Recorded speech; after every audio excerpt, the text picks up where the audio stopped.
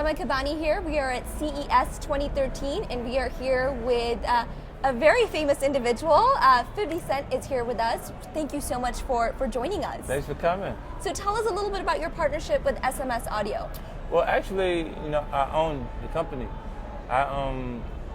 SMS, the concept and idea, I had it like 3 years ago, and I came with a 3D rendering of the style that I wanted to actually do, but I had to acquire a company, Kona Audio, in order to have the actual staff that could make this vision come together, and they've been able to successfully get me to this point with SMS Audio, and I'm excited. I kind of anticipated success in the category, but we did a lot. In a year's time, we've launched in 46 countries. So that's congratulations. Pretty good. That's Thank fantastic. You. And what's neat is you obviously understand audio better than most people on the planet. So it seems like a natural foray. But that leads me to my next question, in the sense that people in like hip hop, the industry, you guys always seem to really have your pulse on technology and like what's next. Why do you think that is in hip hop more than any other industry? I think music, hip hop as a genre is more receptive to the new technology, to the new way of actually doing things. In the past, production was bringing the right musicians together. Right. And organically, something cool happens when you put the best keyboard players in there with the best bass players and the best drummers and everything. And now it's done on small, like computer systems. Like they're taking loops and sampling things, and hip hop is a genre of music that you have to have interest in all genres of music, because we pull pieces from everything else to create it.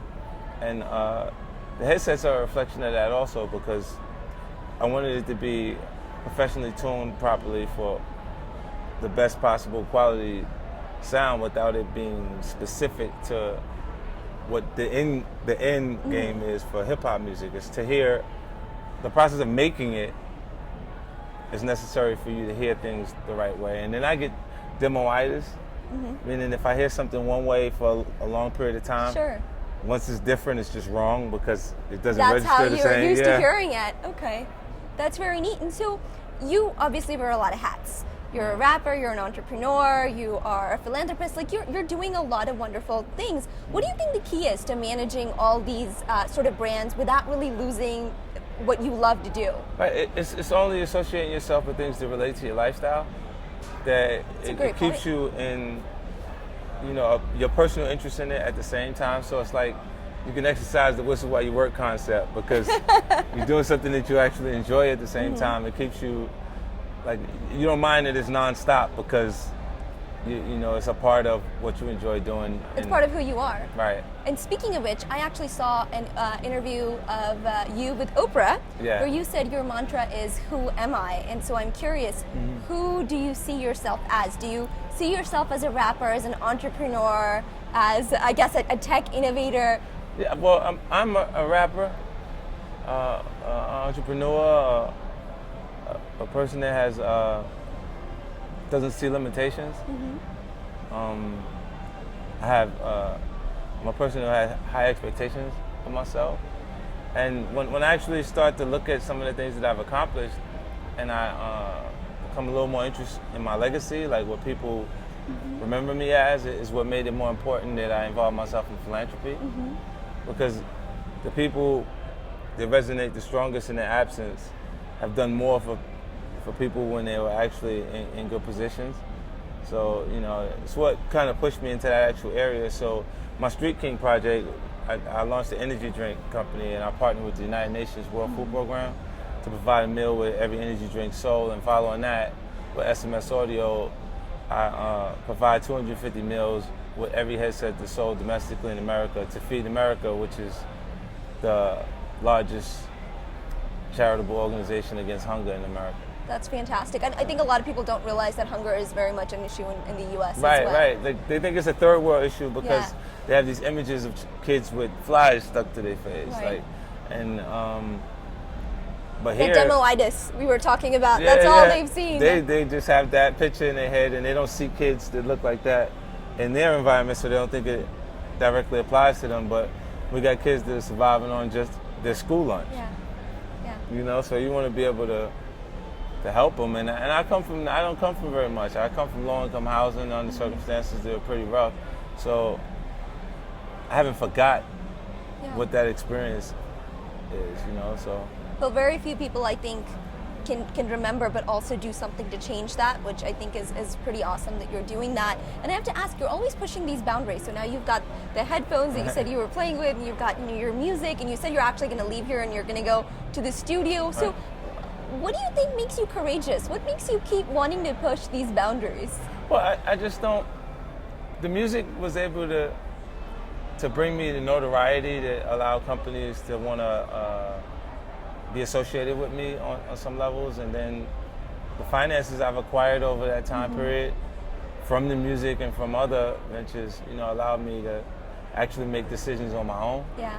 You know, because I can financially support these projects on my own and get them going. And from there, I look like music is first. It's created the opportunities for everything else. And when you relax, when we relax, we enjoy music on some levels, regardless of what genre of music you select. And film and television media is what we relax. When we get a chance to be on vacation, it would mean moving to a place or to a spot that you're comfortable in and probably enjoying those things, you know. So it just makes me more conscious, and that's where my interest from film and television came. I started Cheetah Vision, film production company. I raised $200 million for the project and broke it into 10 pictures. I sold the domestic rights to Lionsgate, and we sell all the international territories on those projects or films as they actually release. We do separate deals for those. Yeah, I bet it's more than just money, though. I bet there's something inside you that drives you to be able to make all these things happen. I only was interested in the film production company to not have to sacrifice music. My interest in film and television, it's interesting. Hollywood is like, hurry up and wait. Hurry up, find the project. Yes, that's true. Hurry up, prepare yourself for it. Now wait. And the timelines change, and and producers come and go. Yeah, different scheduling, and I'm like, wait, so I want to be on this project.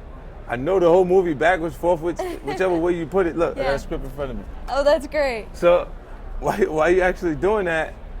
And then they go, oh no, it's not going to start when we said it's going to start. It's going to start on the month you're going to release your album. No, it ain't. Yeah, so that's what it is. Then it's a sense of control and being able to do things, and you're not waiting on someone else. You have the resources to do it. That's freedom. So is director next for you?